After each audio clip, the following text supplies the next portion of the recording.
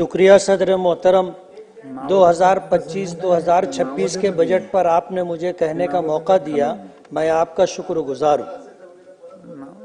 सदर मोहतरम, मैं महाराष्ट्र के नायब वजीर आला और वजीर मालियात अजीत दादा पवार के बजट का इस्तकबाल करता हूँ, जिसमें बेघर लोगों को घर, बेरोजगारों को रोजगार, बीमारों के लिए इलाज व मुआवजे की सहूलत, बच्चों के लिए बेहतरीन तालीम का इंतज़ाम, शेतकरी लोगों के लिए सोलार सिस्टम, लाडली बहनों के लिए 1500 रुपये हर महीना, ये सारी वो चीज़ें हैं जो किसी बजट को खूबसूरत बनाती।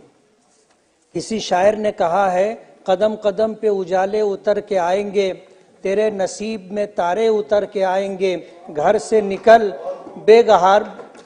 निकल बेसहारों का सहारा बनकर तेरी मदद को फरिश्ते उतर के आएंगे। सदर मोहतरम, मैं टेक्सटाइल सिटी मालेगांव से चुनकर आया हूं।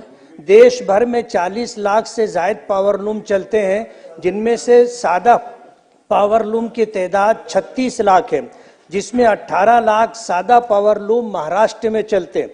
सदर मोहतरम, खेती के बाद देश भर में सबसे ज्यादा रोजगार देने वाली सनत पावरलूम है। मेरी अजीत दादा पवार साहब से गुजारिश है कि पावरलूम सनत के लिए बिजली जरूरी है और महाराष्ट्र में बिजली का रेट दूसरी रियासतों के मुकाबले में ज्यादा है। महाराष्ट्र में बिजली का रेट कम होना चाहिए। दादा ने बजट में बिजली रेट में कमी का आश्वासन दिया है, मैं इस पर दादा का शुक्रगुजार हूँ। मेरी गुजारिश है कि आपके इस आश्वासन पर जरूर अमल होना चाहिए। पिछले टर्म में टेक्सटाइल मिनिस्टर चंद्रकांत दादा पाटिल साहब ने 75 पैसे और 1 रुपया मजीद सब्सिडी का फैसला किया था। मेरी गुजारिश है कि ये सब्सिडी जारी रहना चाहिए। सदर मोहतरम, बिजली में रेट कम होने के साथ साथ मालेगांव शहर में टेक्सटाइल पार्क बनना चाहिए। मालेगांव में सादा पावरलूम की तादाद लगभग 4 लाख है। एक पावरलूम के जरिए 2.5 लोगों को रोजगार मिलता है। ये सनत तरक्की करेगी तो लोगों को रोजगार मिलेगा। सदर मोहतरम, मालेगांव में पावरलूम की एक बड़ी तादाद होने के बावजूद मालेगांव में जिनिंग फैक्ट्री और स्पिनिंग मिल नहीं है।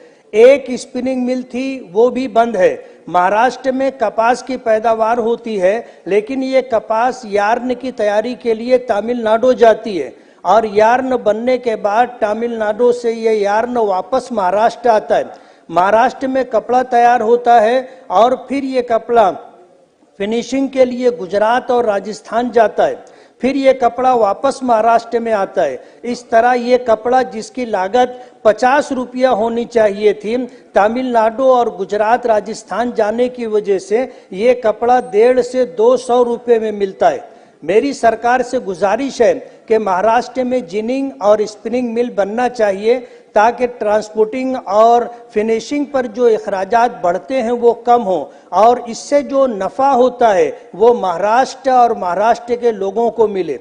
अध्यक्ष महोदय, मालेगांव में 67% लोग झोपड़पट्टियों में रहते हैं, जिनको मूलभूत सुविधा भी हासिल नहीं है। मेरी दादा से गुजारिश है कि मालेगांव को एक अच्छा बजट दिया जाए ताकि लोगों की तकलीफ खत्म हो। इसी किरीट सोमैया साहब मालेगांव आए थे, करोड़ रुपया विधानसभा इलेक्शन से पहले मालेगांव लोगों के अकाउंट में आया था। उसकी इंक्वायरी होना चाहिए थी, जिस तरह होनी थी नहीं हुई। लेकिन किरीट सोमैया जब मालेगांव आए और मालेगांव झुग्गी झोपड़पट्टियों में रहने वालों को देखा तो उनको ये गुमान हुआ कि ये बांग्लादेशी या ये रोहिंग्याई हो सकते हैं, जिनके पास रोड नहीं है, गटर नहीं है, पीने का पानी नहीं है, लाइट नहीं है, हेल्थ का कोई इंतजाम नहीं है। उन्होंने हमारे महाराष्ट्र के चीफ मिनिस्टर साहब से ये गुहार लगाई कि इसकी इंक्वायरी होना चाहिए। यहाँ पर 1000 बांग्लादेशी और रोहिंग्याई हैं। 4000 जन्म दाखिले उन्होंने इंक्वायरी के लिए दिए। तकरीबन 3000 से 3200 जन्म दाखिलों की इंक्वायरी हो चुकी, एक भी बांग्लादेशी या रोहिंग्याई नहीं मिला।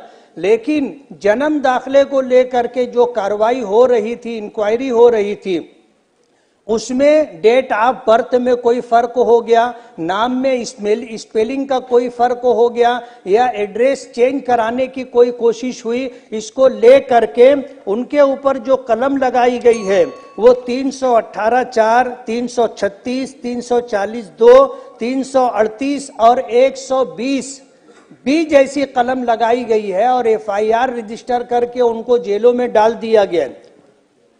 मेरी आपसे ये गुजारिश है कि वो करोड़ रुपए जो विधानसभा इलेक्शन से पहले मालेगांव लोगों के अकाउंट में आए थे, उसकी पूरी इंक्वायरी होना चाहिए। मैं वहां से इलेक्शन लड़ रहा था, मुझे तो 1 रुपया भी नहीं मिला, लेकिन ऐलान ये हुआ कि ये वोट जिहाद है। अब मालेगांव में अगर माइनॉरिटी मुस्लिम अक्सरियत है तो ये इल्जाम लगाना कि यहाँ वोट जिहाद हो रहा था, ये उचित नहीं है। इसकी पूरी इंक्वायरी होनी चाहिए। आखिरी एक, अध्यक्ष महोदय,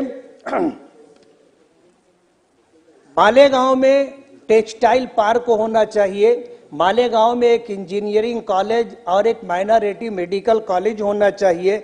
मेरी दादा से गुजारिश है कि इस तरफ थोड़ी सी तवज्जो देंगे तो मालेगांव जो बहुत सारी सहूलतों से महरूम है, वो सारी सहूलतें अगर मिल जाएंगी तो मालेगांव का विकास होगा। मालेगांव एक टेक्सटाइल सिटी है और लोगों को रोजगार का एक जरिया है। मेरी आपके माध्यम से मिनिस्टर अजीत दादा पवार साहब से गुजारिश है कि मेरी ये कुछ गुजारिशात थी, इस पर तवज्जो दें और मेरा मालेगांव का ये मसला हल